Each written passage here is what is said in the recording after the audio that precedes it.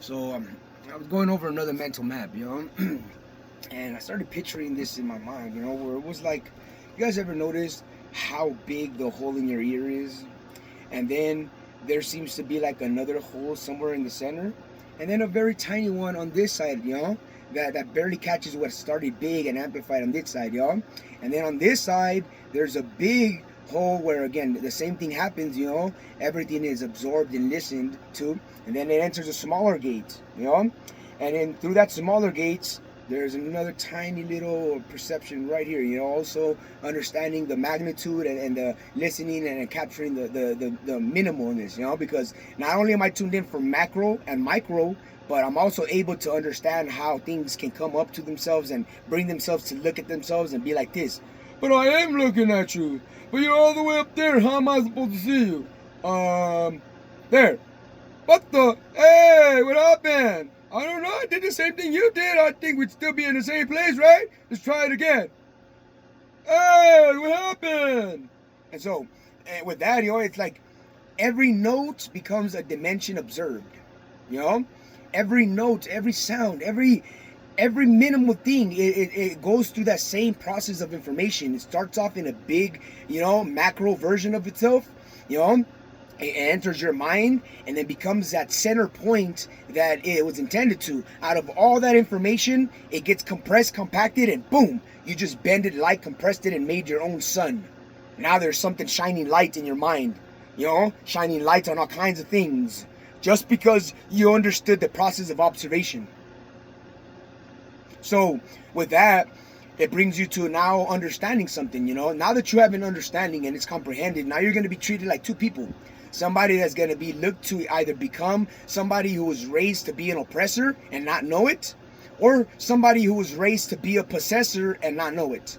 Because these are the only two type of versions that I've seemed to have encountered repetitively and through my span of experiencing and encountering other people that, not only do I suppose synchronize with, but then eventually that vulnerability, that connection becomes weaponized and turned against me. So in that, it's two people that I faced: the oppressor, and the possessor, And sometimes they have a little bit of both in them, Like say you go to a job. Now that entity has possessed you and has oppressed you, because that's what that entity's job is, to hire you to do. They are oppressing you and they are possessing you.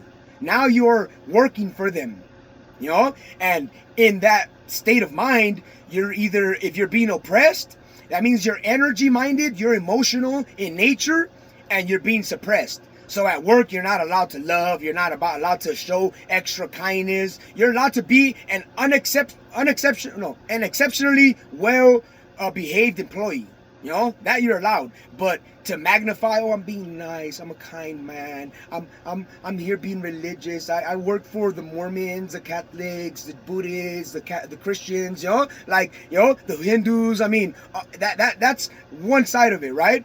And then there is a possession side. The side where, while you're here, you're representing me. You're no longer your own private entity. Now you are representing another private entity, So in that job, now you become energy consumption minded, spiritual, because you're watching for that entity's well-being. You're seeing what vulnerabilities in the spiritual realm become, something that you have to watch for. And now you're caring for this entity, and every other employee is either tuned in with you, coherent, or you guys have fall into the coherent spiritual attack and your guys' coherence isn't on the same page. And rather than everybody trying to make every worker look best, because that's what every worker does, especially by performing at their best, peak best at every moment, is putting out their best so that you can show your best as well when it comes down to those moments, and essentially, do we find ourselves encountering the best side of our coworkers, of our managers, of our representatives, of the entity that we are even ourselves there on behalf of?